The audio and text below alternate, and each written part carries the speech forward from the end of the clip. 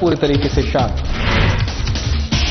मुनि की रेती में सुगम और सुरक्षित यात्रा का संदेश दे रही पुलिस। तपोवन भद्रकाली में लगातार हो रही चेकिंग। पुलिस और पैरामिलिट्री के जवान कर रहे ड्यूटी। बद्रीनाथ दर्शन से लौट रहे श्रद्धालुओं की बस हेलंग के पास हुई खराब। पुलिस जवानों ने नई बस का किया इंतजाम। नई बस मिलने पर श्रद्धालुओं को मिली राहत। सितारगंज क्षेत्र के ग्राम गौरीखेड़ा में अवैध निर्माण हुआ ध्वस्त। अवैध अतिक्रमण पर डीएम और एसएसपी का कड़ा प्रहार। नियमों की अनदेखी करने को लेकर चलाया बुलडोजर। और अल्मोड़ा एसओजी और साइबर सेल की टीम को मिली सफलता। गुम हुई 51 मोबाइल फोन के बरामद। मोबाइल पाकर लोगों ने पुलिस का जताया आभार। नमस्कार, देवभूमि उत्तराखंड की खबरें लेकर मैं हूं आपके साथ संदीप निरंजन सरकार। और खबरों का रुख कर लेते हैं सीएम पुष्कर सिंह धामी मुख्य सेवक सदन मुख्यमंत्री आवास में उत्तराखंड लोक सेवा आयोग के माध्यम से उच्च शिक्षा विभाग और चिकित्सा शिक्षा विभाग के अंतर्गत विभिन्न पदों पर चयनित अभ्यर्थियों को नियुक्ति पत्र वितरित कर रहे हैं। कार्यक्रम में कैबिनेट मंत्री गणेश जोशी और उच्च शिक्षा मंत्री धन सिंह रावत भी उपस्थित हैं। आइए अब आपका सीधा रुख कराते हैं मुख्यमंत्री आवास मुख्य सेवक सदन का, जहां सीएम पुष्कर सिंह धामी उच्च शिक्षा विभाग और चिकित्सा शिक्षा विभाग के अंतर्गत विभिन्न पदों पर चयनित अभ्यर्थियों को संबोधित कर रहे हैं। आज मैं चिकित्सा शिक्षा विभाग के अंतर्गत राजकीय मेडिकल कॉलेज में 53 प्रोफेसर, असिस्टेंट प्रोफेसर, राजकीय नर्सिंग कॉलेज में 26 ट्यूटर और 7 मेडिकल सोशल वर्करों के साथ ही उच्च शिक्षा विभाग में 52 प्रोफेसर, असिस्टेंट प्रोफेसर पदों पर नियुक्ति पाने वाले सभी अभ्यर्थियों को मैं हार्दिक बधाई देता हूं, शुभकामनाएं देता हूं।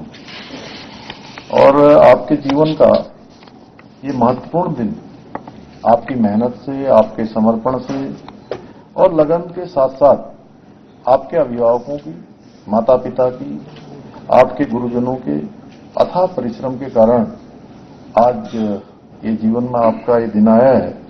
इसलिए मैं आपके साथ साथ आपके अभिभावकों को भी, आपके गुरुजनों को भी जिन्होंने आपका मार्गदर्शन किया है, उन सभी को भी बधाई देता हूं।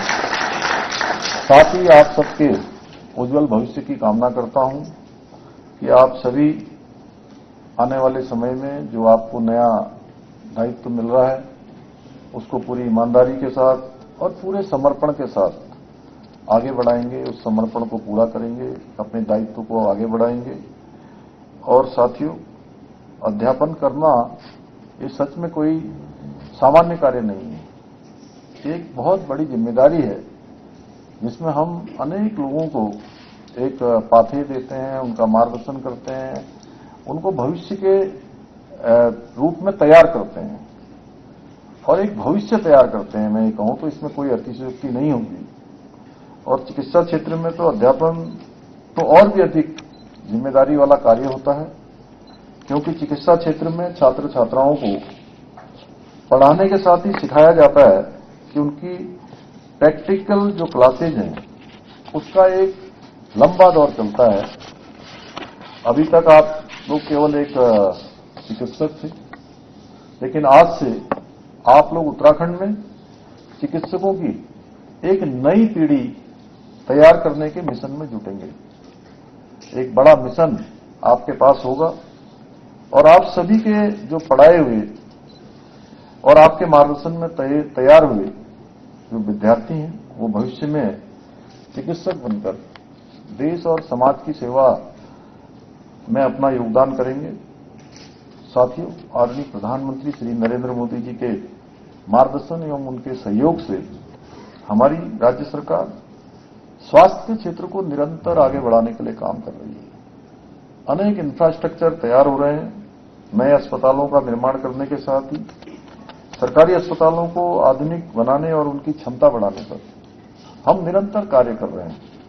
इतना ही नहीं, प्रत्येक जनपद में मेडिकल कॉलेज खुले, उसके लक्ष्य को लेकर भी हम नए नए मेडिकल कॉलेजों का निर्माण कार्य भी करवा रहे हैं।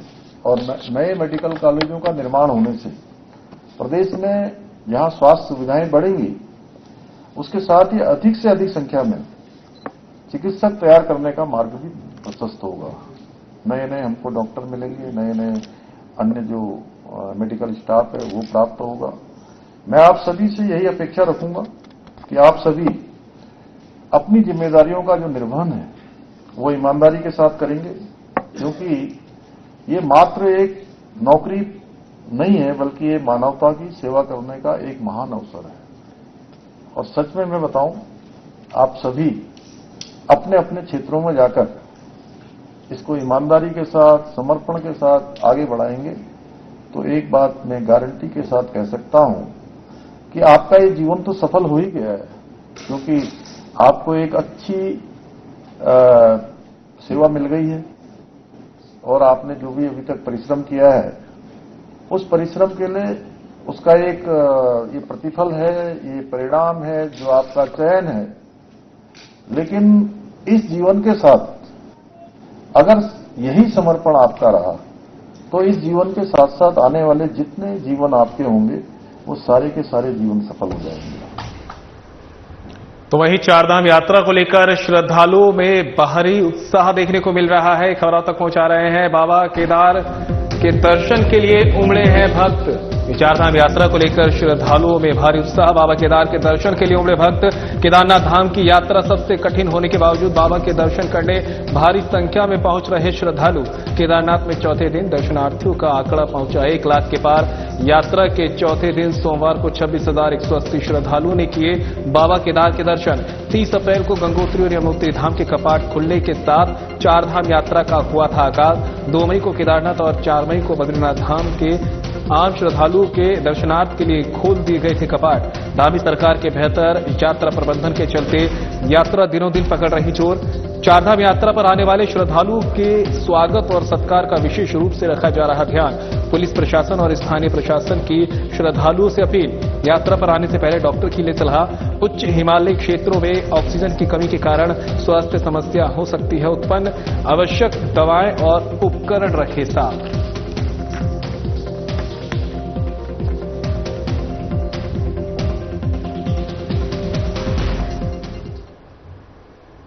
केंद्रीय रक्षा राज्य मंत्री अजय भट्ट नैनीताल पहुंचे हैं, जहां उन्होंने बीते दिनों हुई घटना से उभरते हुए जनता और पर्यटकों को संदेश देते हुए नैनी झील में नौकायन किया है। उन्होंने कहा कि बीते दिनों एक नाबालिग 12 साल की बालिका से उस्मान ठेकेदार की ओर से दुराचार कराने का मामला आने के बाद जन आक्रोश के चलते एक दिन नैनीताल बंद किया गया था। पुलिस प्रशासन ने अपना काम कर लिया है, उस दुराचारी को सलाखों के पीछे डाल दिया है। नैनीताल का वातावरण शांत है।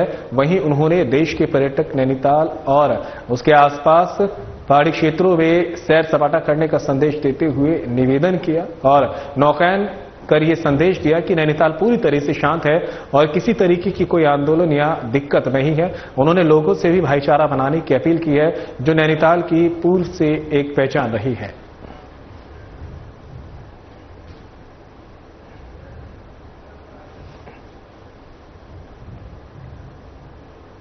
कैबिनेट मंत्री गणेश जोशी ने अपने कैंप कार्यालय में उत्तरकाशी जनपद के पुरोला ब्लॉक के ग्राम हुडोली निवासी धनवीर सिंह नेगी के परिजनों को 1.5 लाख की सहायता राशि का चेक सौंपा। बता दें कि धनवीर सिंह नेगी यूपीसीएल में उपनल के माध्यम से कार्यरत थे और अप्रैल माह में ड्यूटी के दौरान करंट लगने से उनका निधन हो गया था। मंत्री जोशी ने शोक संतप्त परिवार के प्रति संवेदना व्यक्त करते हुए उनके पिता बलबीर सिंह नेगी को चेक प्रदान किया है। इस अवसर पर कैबिनेट मंत्री ने आश्वासन दिया कि राज्य सरकार पीड़ित परिवार के साथ खड़ी है और उन्हें हर संभव सहायता प्रदान की जाएगी। उन्होंने कहा कि उपनल के माध्यम से शीघ्र ही दुर्घटना बीमा के अंतर्गत 50 लाख रुपए की एकमुश्त राशि भी परिजनों को दी जाएगी। इस दौरान मंत्री ने यह भी कहा कि राज्य सरकार संवेदनशीलता के साथ कर्मचारियों और उनके परिवारों के हितों की रक्षा के लिए प्रतिबद्ध है।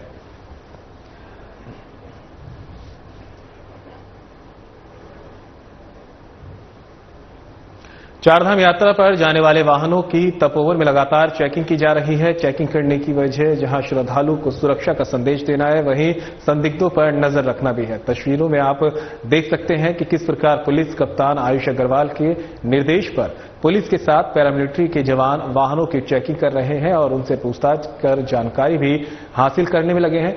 पुलिस कप्तान आयुष अग्रवाल ने बताया कि थाना प्रभारी निरीक्षक प्रदीप चौहान खुद गश्त कर चेकिंग व्यवस्था पर अपनी निगरानी कर रहे हैं, जबकि बद्रीनाथ केदारनाथ मार्ग पर और भद्रकाली में तपोवन चौकी प्रभारी प्रवीण रावत की टीम वाहनों की चेकिंग कर रही है। पैरामिलिट्री के जवान भी चेकिंग में लगे हुए हैं। चेकिंग करने से जहां श्रद्धालुओं में सुरक्षा का संदेश जा रहा है, वहीं चालकों को भी इस बात का डर है कि यदि वो नियमों का पालन नहीं करेंगे तो पुलिस उन पर कार्रवाई करेगी। चेकिंग के दौरान चालकों को ट्रैफिक नियमों का पालन करने के लिए जागरूक भी किया जा रहा है। सुरक्षित और सुगम यात्रा का संदेश पुलिस देने में लगी हुई है।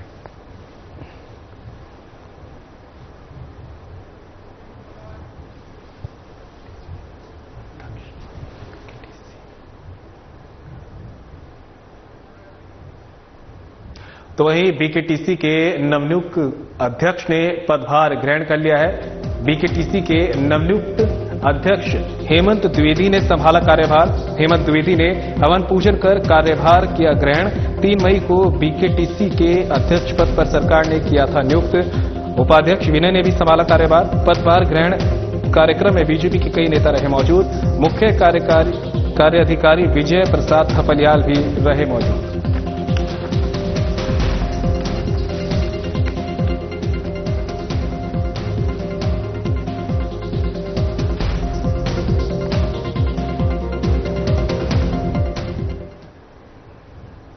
बद्रीनाथ धाम के दर्शन कर लौट रहे श्रद्धालुओं को आज उस वक्त परेशानी का सामना करना पड़ा जब उनकी बस हेलंग के पास अचानक खराब हो गई। इस अप्रत्याशित घटना से बस में सवार सभी श्रद्धालु बीच रास्ते में फंस गए और काफी परेशान हो गए।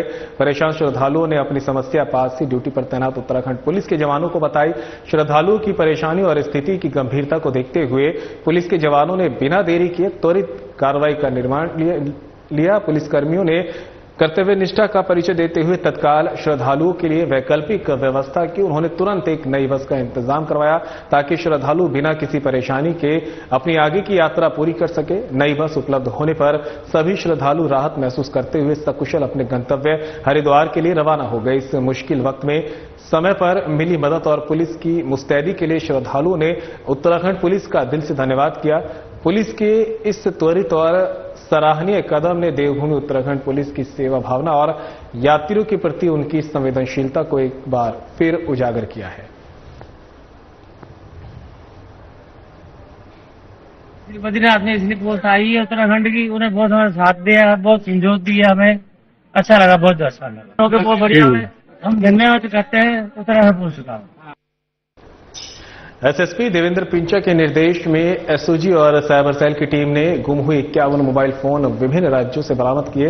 बरामद मोबाइल फोन की कीमत 12,20,000 रुपए है। बरामद मोबाइल फोन को उनके स्वामियों को सुपुर्द किया गया है। अपने गुम मोबाइल वापस पाकर सभी मोबाइल स्वामियों के चेहरे पर खुशी झलक रही है। बता दें, मोबाइल स्वामी मोबाइल गुम होने पर वापस मिलने की उम्मीद खो चुके थे, लेकिन उनका अल्मोड़ा पुलिस पर विश्वास कायम था। उन्होंने कहा कि पुलिस ने हमारे गुम हुए फोन बरामद कर पुलिस के प्रति हमारे विश्वास को और अधिक बढ़ाया है। सभी ने अल्मोड़ा पुलिस के साइबर सेल टीम का आभार व्यक्त किया।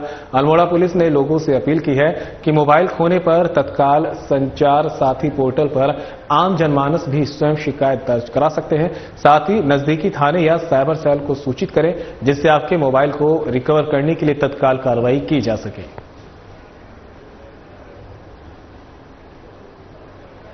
एसओजी की टीम ने और मोबाइल रिकवरी टीम ने अब तक में लगभग 51 मोबाइलों को भारत के अलग अलग राज्यों से, हमारे राज्य के अलग अलग स्थानों से रिकवर करके जो कि गुम हो गए थे।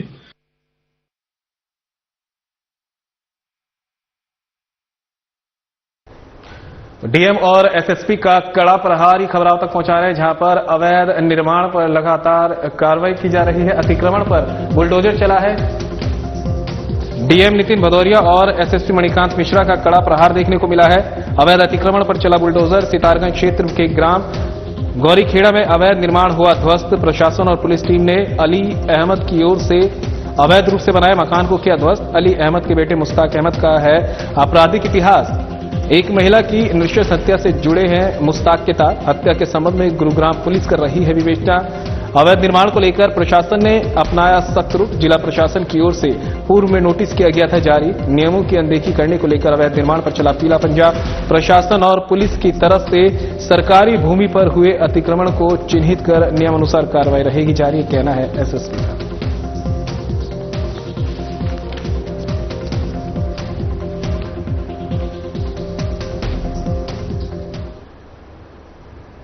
मॉडिफाइड साइलेंसर से निकलने वाली तेज और परेशान करने वाली आवाज पर चमोली पुलिस ने सख्त रुख अपनाया है। इस दौरान चौकी लंगासू पर पुलिस ने सघन चेकिंग अभियान चलाया। वहीं एक बाइक को मॉडिफाइड साइलेंसर का प्रयोग करते पाए जाने पर रोका गया। वाहन को जनपद करनाल हरियाणा निवासी पवन कुमार चला रहा था और वह हरियाणा से बद्रीनाथ धाम की ओर जा रहा था। चेकिंग के दौरान वाहन में नियमों के विरुद्ध मॉडिफाइड साइलेंसर लगा पाया गया। इस घटना से पूर्व चौकी गोचर की ओर से भी सघन चेकिंग के दौरान 2 अन्य वाहन चालकों का चालान कर उनके वाहनों से मॉडिफाइड साइलेंसर उतरवाए गए। लंगासू में पकड़े गए वाहन चालक के विरुद्ध यातायात नियमों का उल्लंघन करने पर मोटर वाहन की संबंधित धाराओं के तहत चालानी कार्रवाई की गई। पुलिस ने मौके पर ही वाहन से मॉडिफाइड साइलेंसर को उतरवाया। इस पूरी कार्रवाई की वीडियोग्राफी भी की गई। वाहन चालक पवन कुमार को भविष्य में इस प्रकार का कार्य न करने और यातायात नियमों का गंभीरता से पालन करने की सख्त हिदायत दी गई है।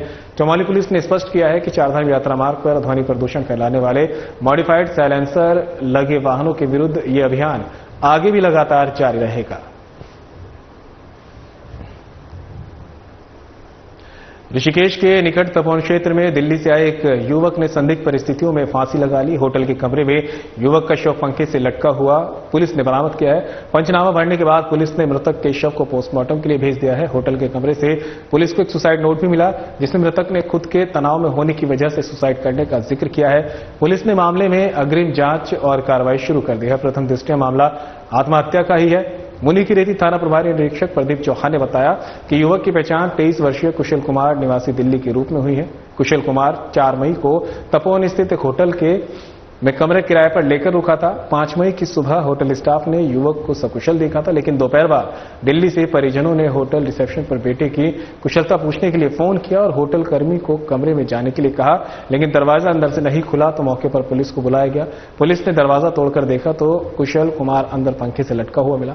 पुलिस ने कुशल कुमार का शव फंदे से नीचे उतारा और कमरे की छानबीन की। कमरे में एक सुसाइड नोट मिला जिसमें कुशल कुमार ने तनाव में होने की वजह से सुसाइड करने का जिक्र किया है। तपोवन चौकी प्रभारी प्रवीण रावत ने घटना की जानकारी देकर परिजनों को मौके पर बुलाया। इसके अलावा कैलाश गेट चौकी प्रभारी किशन देवरानी ने पंचनामा भरने के बाद शव को पोस्टमार्टम के लिए भेजा है। पुलिस ने मामले में अग्रिम जांच शुरू कर दी है और कार्रवाई जारी है।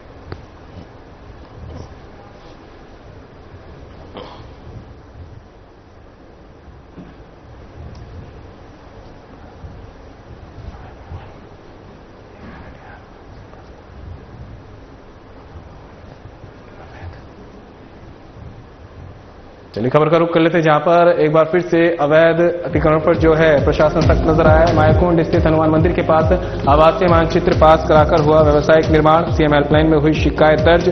आवासीय मानचित्र पास कराकर व्यावसायिक निर्माण कराना एमडीडीए के नियमों के विरुद्ध। क्या एमडीडीए से सांठगांठ कर आवासीय मानचित्र पर हुआ व्यावसायिक निर्माण?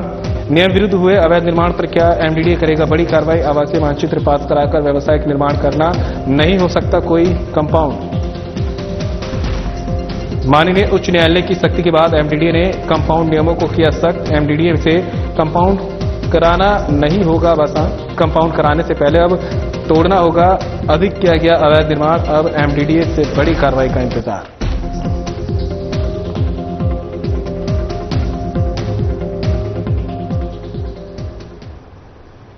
तो खबर पर ज्यादा जानकारी के लिए उत्तराखंड से हमारे ब्यूरो चीफ कमल शर्मा हमारे साथ जुड़ गए हैं। कमल, हम देख रहे हैं जिस तरह से यहां पर लगातार अवैध निर्माण किया जा रहा है। बात होती है आवासीय मानचित्र पास कराने की, लेकिन वहां पर व्यावसायिक निर्माण शुरू कर दिया जाता है। कहीं ना कहीं देखा जाए तो क्या जो अंदर खाने अधिकारियों या कर्मचारियों की सांठगांठ की भी कुछ ऐसी क्या शिकायतें मिलती हैं? क्या उनके बाद नहीं लगता कि उनकी शय पर ये कार्य किए जाते हैं? बिल्कुल सही संदीप, हम इन चीजों को लगातार उठाते रहते हैं और सबसे बड़ी बात है जो एमडीडीए के नियम है, जो उसका बाइलॉज है, जो उसका संविधान है, हम लोग पहले उसका अध्ययन करते हैं, सारी जानकारी अपने लेते हैं, तब हम कहीं ना कहीं इन चीजों को जनता के सामने रखते हैं। और वही स्थिति हम देख रहे हैं। कहावत है यहाँ पर, जो एमडीडीए का एक छोटा कर्मचारी कोई भी होगा, छोटा कर्मचारी भी, वो भी कहीं ना कहीं लाखों रुपए का आदमी होता है। और वही हम स्थिति यहाँ पर देख रहे हैं। जो एमडीडीए के नियम है, जो मानक है, वो ही एमडीडीए कर्मचारी हो, अधिकारी हो, जो उसके विरुद्ध काम करते रहते हैं। और ऐसी स्थितियां बनती हैं, उसके बाद लोग उच्च न्यायालय जाते हैं और कहीं ना कहीं से जब एमडीडीए जो है उसके जो नियम बायलॉज है जो वहां रखे जाते हैं और उसका पालन नहीं होता, फिर माननीय उच्च न्यायालय उस पर कड़ी कार्रवाई करता है कि आपने ये अपना संविधान क्यों बनाया जब आप इसका पालन नहीं कर रहे। वो स्थिति हम यहाँ पर देख रहे हैं।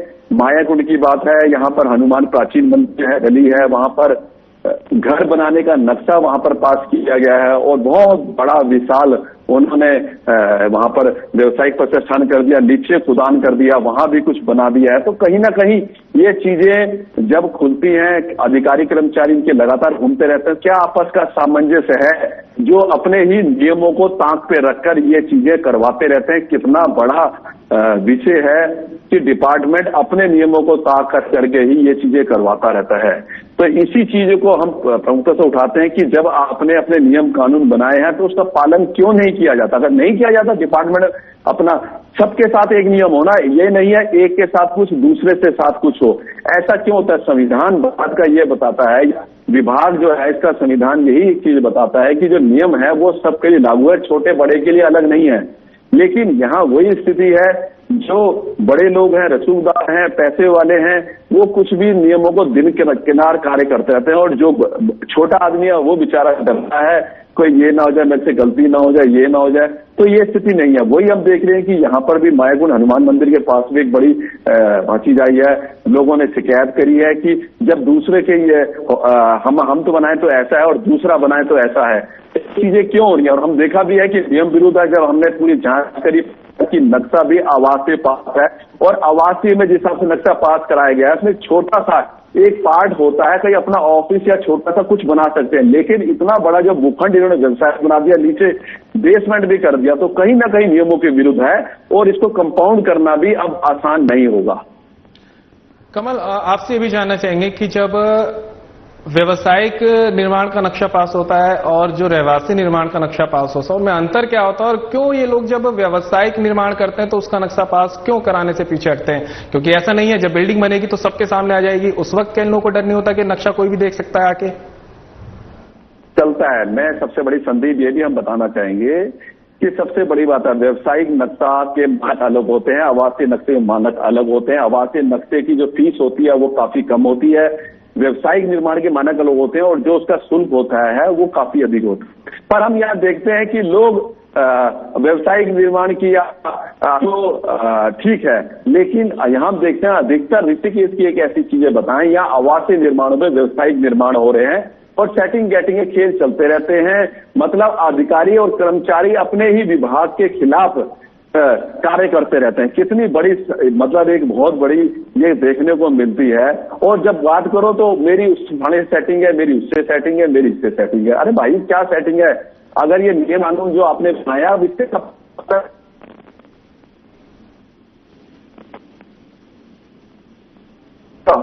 ने उस पहले की एक याचिका डली थी, उसमें फटकार भी लगी है कि आप कंपाउंड अब हर किसी का नहीं करेंगे, कंपाउंड उसी करेंगे जिसका नियम के तहत हो सकता है और कंपाउंड होने के बाद जितनी स्थिति बचती है कि ये कंपाउंड एरिया नहीं हो सकता है, पहले उसको तोड़वाएंगे तब उसका कंपाउंड कराएंगे।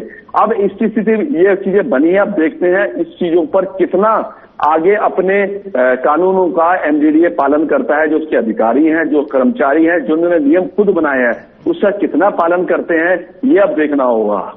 कमल, जिस तरह से जो है प्राधिकरण के अधिकारी जब साठगांठ करके इन तरह की चीजों को अंजाम देते हो, तो नहीं लगता कि सरकार को भी अब कहीं ना कहीं हस्तक्षेप करना चाहिए। क्योंकि ये प्राधिकरण की साख पर सवाल उठाता है जब हर बार ही कोर्ट बीच में आकर नए सख्ती करता है, उससे पहले ही नहीं कि प्राधिकरण को सख्ती करनी चाहिए। अब कारण क्या है कि ठीक है, जो डिपार्टमेंट में जा रहा अपना कितना, हर आदमी सबसे पहले अपना सोचता है, बाद में जिस विभाग में नौकरी कर रहा वहां की सोचता है। तो बड़ी चीजें हैं, बड़ी कई चीजें ऐसी निकल के आती हैं, बड़ी अलग अलग टाइप की चीजें हैं और आप खुद देखते रहते हो कि अगर नियम कानून का पालन कहाँ होता। पर यहाँ नियम कानून सिर्फ बनाए जाते हैं, पालन करने के लिए बहुत कम होते हैं। और जो छोटा आदमी होता है उसके लिए नियम कानून होते हैं, जो बड़ा आदमी होता है उसके लिए कोई रसूखदार वाले के लिए कोई नियम कानून नहीं होते। तो इन्हीं चीजों को हम लगातार उजागर करते रहते हैं। अगर जो आपका संविधान है, जो इनका अपना बनाया गया कि एमडीडीए में इस तरीके से ये काम होगा, इस तरीके से व्यवसायिक निर्माण होंगे, इस तरीके से आवासीय निर्माण होंगे, इतनी सड़क पे इतना निर्माण होगा, इतनी चौड़ी सड़क हो, इतना बड़ा डबल रोड की सड़क हो, इतना निर्माण होगा। लेकिन सब चीजें वो किताबों, जब जमीन स्तर पे जाओ तो कहीं ना कहीं पूरा संविधानों के उलट दिखाई देता है। मैं कहता हूं बहुत कम ऐसी चीजें होती हैं जो संविधान के अनुरूप कार्य किया जाता है, नहीं तो हम देखते हैं कि अधिकतर चीजें जो है नियम विरुद्ध होती हैं और ये चीजें चलती रहती हैं। वही स्थिति हम यहां पर भी देख रहे हैं। जब लोगों ने इस चीजों की जानकारी दी और जब बताया कि यार ऐसी ऐसी चीजें हो रही है, तो फिर हमने कहा कि ये चीजें विभाग के नॉलेज में आनी चाहिए। कहाँ आप नियमों का पालन कर रहे हो और कितना कर सकते हो और कितना नहीं कर पा रहे हो, ताकि उनके सामने ये तस्वीर सामने निकल के आए। बिल्कुल कमल, तमाम जानकारी के लिए आपका बहुत बहुत शुक्रिया। और फिलहाल इस बुलेटिन में मेरे साथ इतना ही, दीजिए इजाजत, नमस्कार।